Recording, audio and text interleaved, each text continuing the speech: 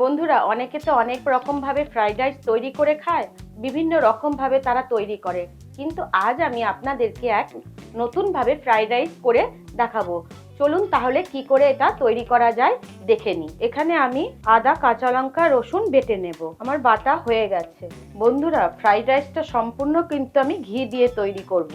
কড়াইতে ঘি দিয়ে দিলাম, তার মধ্যে আমি দিলাম দারচিনি, এলাচ, লবঙ্গ, জয়িত্রী ও হোয়াইট গোলমরিচ। এর মধ্যে দিয়ে দেব কাজু বাদাম আর আমন্ড বাদাম। এর মধ্যে আগে থেকে বেটে রাখা মশলাটা আমি দিয়ে দেব।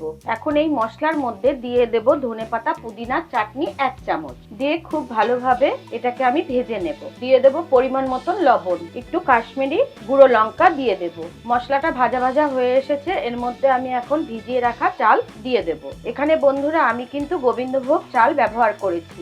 এই চালটা আমি 30 মিনিট আগে ভিজিয়ে রেখেছিলাম। মশলার মধ্যে চালটা দিয়ে খুব ভালোভাবে আমি চালটা ভেজে নেব। এবারে আমি এর মধ্যে ডিম ভেঙে দেব।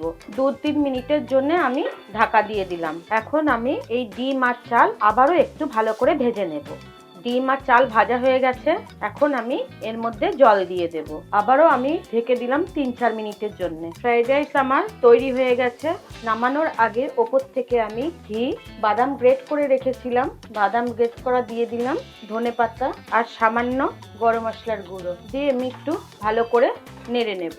দেখলেন তো বন্ধুরা, কত সহজভাবে বানিয়েছিলাম এই ফ্রাইড রাইস। আপনারাও বাড়িতে বানিয়ে খেয়ে কমেন্টে কমেন্ট করে জানাবেন কেমন লাগলো। দেখা হচ্ছে নেক্সট ভিডিওতে।